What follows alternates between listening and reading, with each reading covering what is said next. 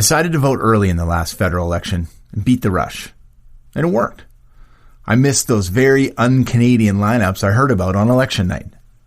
I did, however, come across another election issue that still eats at me.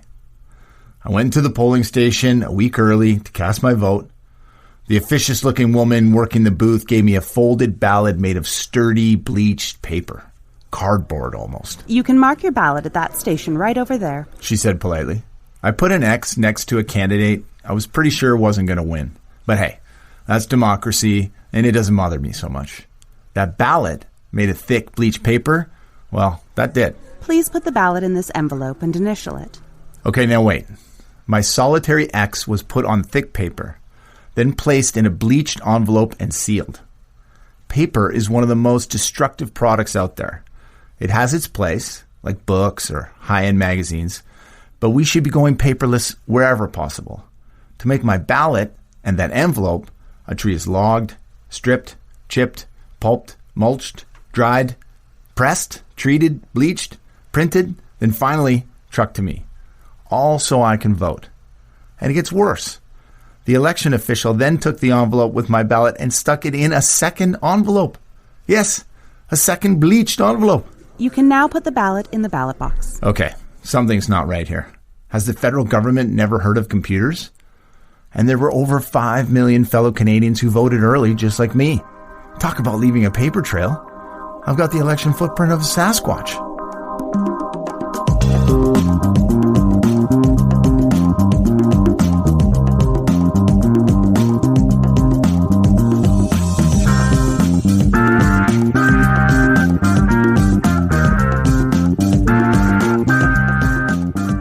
Hi, I'm Mitchell Scott, and on this episode of the Headwaters, we're going to dig into one of the most pressing issues facing humanity today, our carbon footprint.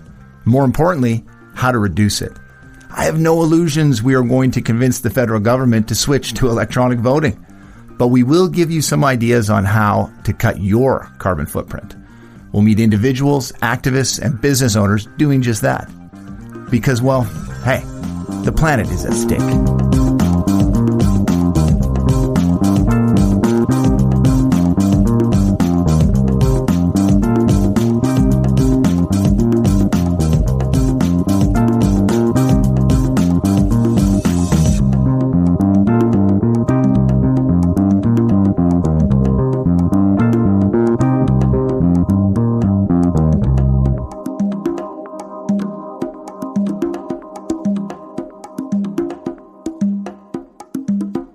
We're going to start in an area just outside Nelson.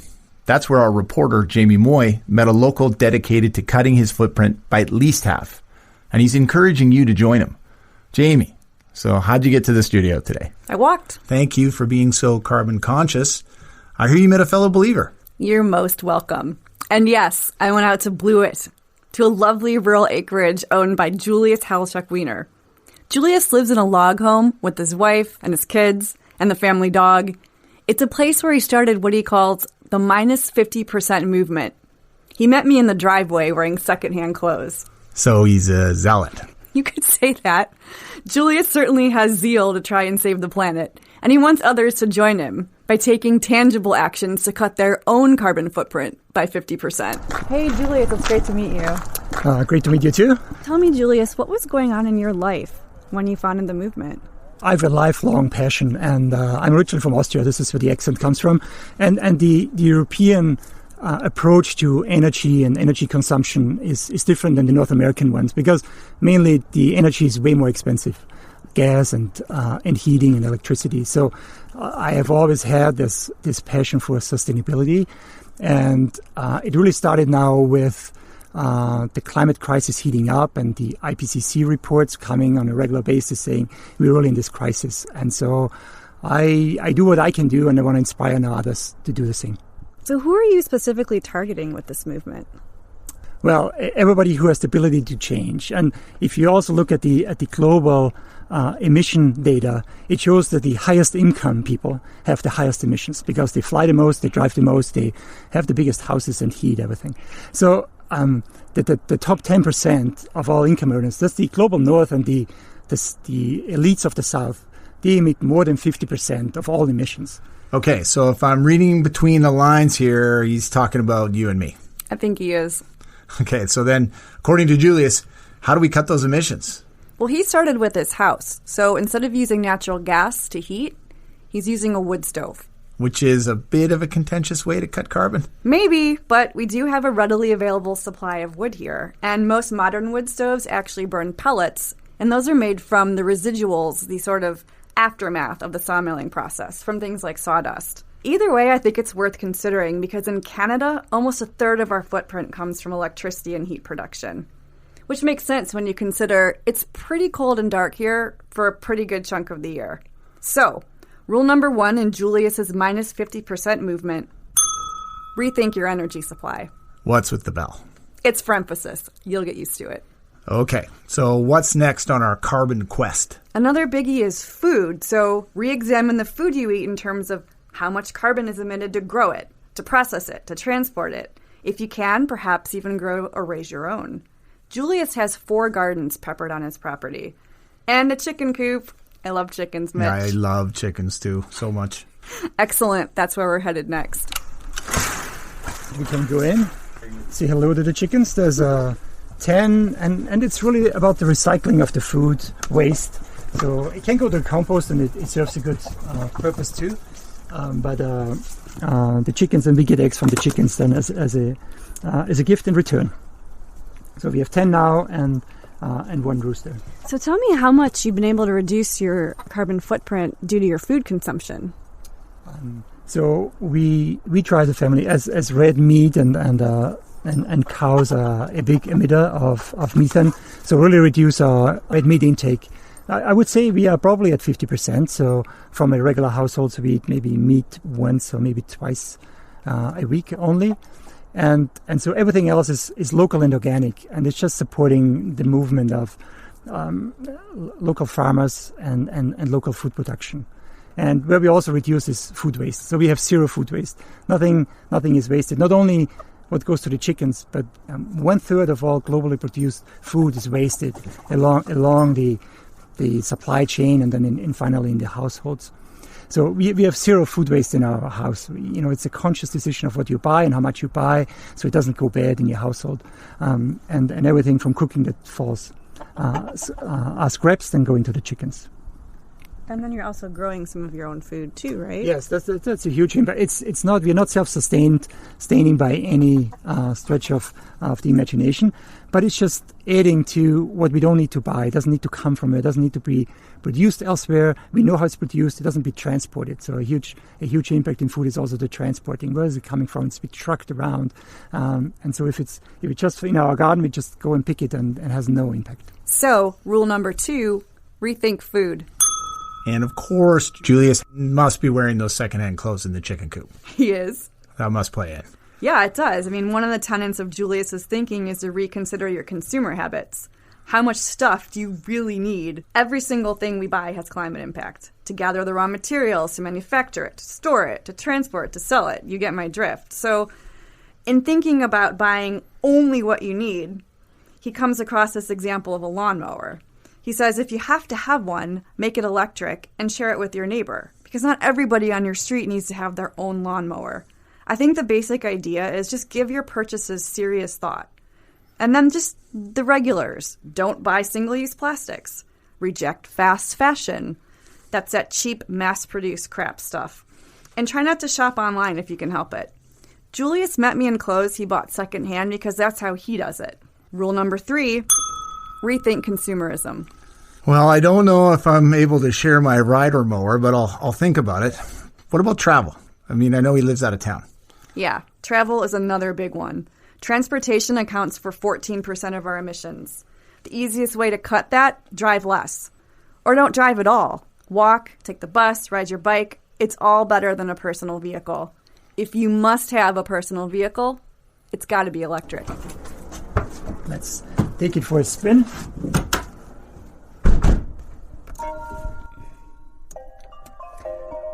So this is all you hear. There's no engine starting, and it's really quiet. And Wow, you don't even know it's on. you don't even know it's on. If you go, it's totally silent. If you go in reverse, there's a beep to just alert others that actually there is a car moving that you actually cannot hear. How much have you reduced your carbon footprint by getting an electric car? We got this electric vehicle only in February, so now it's October. So I will know next February after a year. But I believe that we have reduced it by about 90%. I think we can do 90% of all our trips with the electric car and don't need to use our other vehicle. The other vehicle is now really for extreme winter conditions and for going on road trips in the summer. Just by changing to an electric vehicle, what would your reduction look like? It will be close to 4 tons for a 4 tons of CO2 for a mid-size vehicle. If you're in a V8 truck, then your emissions are not 4 tons per year, but about maybe double or even more than double that. So it depends on what you drive and with what kind of vehicle you're replacing with your electric vehicle. But for our family, we drive about 20,000 kilometers a year. That's an average over the past 5 years. And per year we emit 4 tons of CO2 as a family. And with the electric vehicle, we reduced it by 90% of that. Mitch, rule number 4 of Julius's plan to cut emissions in half is a no-brainer. Rethink travel. Did you happen to ask him why it's up to individuals to take action themselves? I mean, shouldn't government be taking the lead in all this climate action stuff? Yep. And that takes us to rule number 5. I'll forego the bell while we're driving. Thank you. But out there, in his near-silent Nissan Leaf, I put the question to Julius. My kids are 18 and 20, and we talk about this a lot. They seem to think that individual action is never really going to add up to be the kind of monumental shift that we need to change.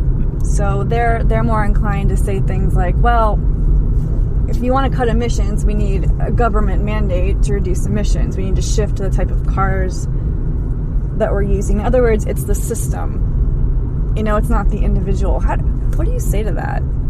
Yeah, that's an argument I hear very often too when I speak about my movement. And so my reasoning is that, of course, here are the turkeys again. Of course. Oh, we break for turkeys. You saw turkeys? I don't know if you listened to our first podcast, but they're invasive species. They'll gobble your garden before you can plant a carrot. Did you take them out? No. We went around while Julius answered my question. For that comment, you get a bell. Rule 5, social responsibility. Be aware of your actions. And please don't take out turkeys. I think that the inspired action that people can take will take them to hope and optimism because they know they can do something. And there's momentum in the population. So I think it's through inspired action that we can create this wave that in the end governments will need to follow if they're not leading it. If they're still lagging behind in the leadership, then the inspired action of the people will drive the governments to the actions they need to take. There you go, Mitch. The world according to Julius. How to become the carbon revolution, one footprint at a time. He's got a website with all the details, and he's hoping people voluntarily jump in. If you want to check it out, his website is -50%.org with the word 50 and percent both spelled out. Thanks, Jamie, for that great report. I don't know about you, but I think I'm going to take a run at reducing my carbon footprint by 50%.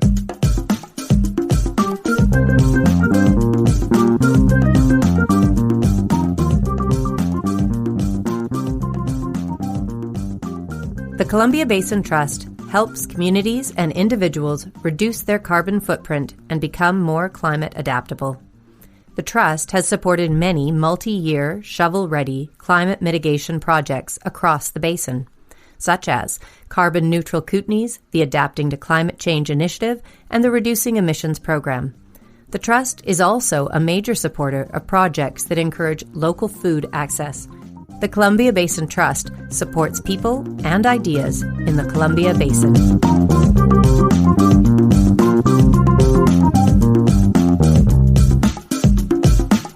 Okay, we've heard what we can do on an individual level to reduce our impact. And I agree with Julius. We need to take the lead, and governments will then have to follow. But how about business? What's their role? Our industriousness is part of the problem. The most succinct way of putting it I've ever heard is the simple lyric, "The good times are killing me," because they are. The more we prosper, the faster we kill the planet. Perhaps there is a better way of doing things. Graham Tracy heard of such a place and takes us to a shop in Kimberley where it is definitely not business as usual. Take it away, Graham. Mitch, when you walk into the Fulfill Market, it's the smell that hits you first. Think a combination of lavender and your favorite aunt's kitchen. Speaking of smell, I need some deodorant. One of my favorite refill products is actually the Routine deodorant. It's a really cool company out of Calgary. 31-year-old Jill Bentley is happy to help. Bentley shows me a deodorant product that may take some getting used to. It's like a cream. It's probably near the same consistency as like a deodorant stick. But yeah, you do apply it with your hands, and it takes people some time to get used to that. But almost everyone who buys it, they never, the next time they come back, they never question it. They always purchase it. It's just changing the norm. It's just like consumerism. It's a hard thing to do. But that's Jill Bentley's mission here at Fulfill Zero Waste Market. Changing consumer habits and reducing waste. Or here's a thought, cutting it out altogether. So I started Fulfill about 3.5 years ago. I guess because I'm passionate about it. I see how much waste there is in the world, and you can't really complain about it unless you're going to actually do something about it. So I guess I just care a lot about how much waste we create as a society, especially in Canada. Fulfill is part of a relatively new movement in grocery stores. Skip the packaging, the throwaway containers and bags, even the paper receipt. Source products as local as possible and cut the waste. To zero if you can. Bentley's family has been in the grocery store business in Kimberley for years. Her other business, a more conventional grocery store, showed her how much hits the dumpster. You see how much product doesn't sell, no matter what level, whether you have a small grocery store, a large like Save-On. Products have a best before. People think that's an expiry date a lot of the time. So instead of that food being repurposed or reused, it just goes in the dumpster. I am here to buy some lavender for my diffuser. Now, would you like me to fill the whole bottle or just partial? Yes, fill the whole bottle. The Fulfill Market sells about 1,500 products, locally sourced, with items ranging from organic pasta to reusable Q-tips. Bentley's growing customer base has adjusted to bringing in their own bottles, jars, and bags, and refilling what they need. It took some time, she says, but a shift in thinking has occurred. That was, one of the issues when we opened the store, was that people they're not used to putting their jars in a container, in their bag and having them in their car all day, knowing that they're going to refill them up later. So you're actually changing how people consume, and that's one of the hardest things to ever change. So it took us a few years to really start to get rolling. And there's your lavender. Oh, thank you. Well, thank you very much. Oh, thank you. You guys have a great weekend. Yeah. Fred and Kathy Bunny have been loyal customers of Fulfill since the beginning. They like reducing what hits their trash and what's for sale. We like the products a lot, but it is a little bit about the footprint as well. And it is very convenient. The prices are really good. And, just the fact that you can bring your bottle each time, get it refilled, take it home. It's a great little shop. You don't accumulate stuff. You don't have to throw anything out. You just bring it back to fill it up. It's perfect. The first zero waste market arrived in Vancouver a little over 5 years ago, and the movement is spreading. You can now even get zero waste certified. In some fashion, it's a new way to shop. In others, it's the way our grandparents did things. Reuse, recycle. Rethink consumerism. Andrew DeLong is new to the idea he doesn't need a plastic laundry detergent bottle every time he shops. We're fairly new to town, so we're still getting into the routine of coming here to get stuff instead of going to the grocery store. It's a bit of a mind change because you're getting groceries and I need laundry detergent, grab it there. So we just have to kind of set those things aside and make sure we come here to refill our stuff. So we're getting in the habit of it. Jill Bentley says momentum is building at her zero waste market. She says initially her more conventional grocery store kept it afloat. But she feels a shift in attitude and sees a growing customer base that want to do things differently. Plus, starting Fulfill, she says, was never about the money. Success is not a financial thing to me at all. I guess it's having a connection within the community. watching the things, I guess, that I provide the community thrive, because it means it's something they want and it's something I'm so passionate about. Do you have an account with us? I don't. No? Would you like one? I think it's definitely a movement, or I think at some point we're not going to have a choice. There's going to have to be some differences on a larger scale, more of a government scale, that people, aren't allowed to waste. Like, there's going to have to be some changes. But I think right now, giving people the opportunity is huge.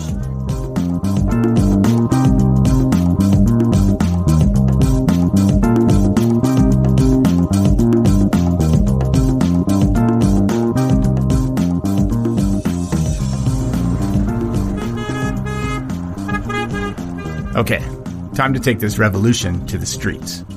3 years ago, there was a worldwide movement started by young activists to get decision makers to do something about climate change.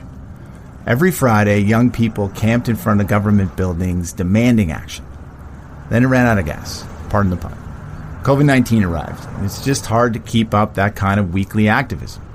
But there are a few places Fridays for Futures didn't go dormant. Not surprisingly, Nelson is one of them. Every week for 3 years, young people have gathered in front of City Hall asking for more from their leaders. Teenagers like Miguel Pastor just refuse to give up. Well, we can't give up. We have a moral obligation to continue to be fighting for a livable future. My generation does feel an extremely, in a generalized term, an extremely heavy burden by how our past societies and past generations have lived on this earth.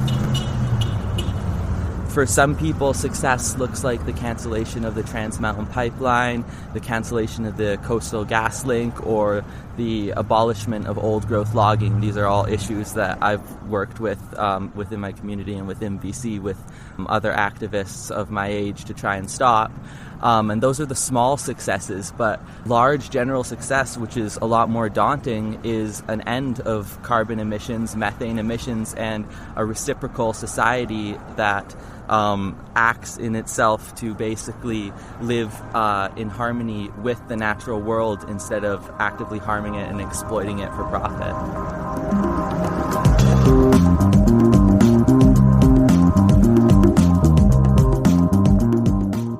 And that's our podcast. It wouldn't happen without the support of the Columbia Basin Trust. Huge thanks to the Trust. Bob Keating quarterbacks this podcast from the studio in downtown Nelson. Tara Cunningham and Vince Hempsall are our story editors.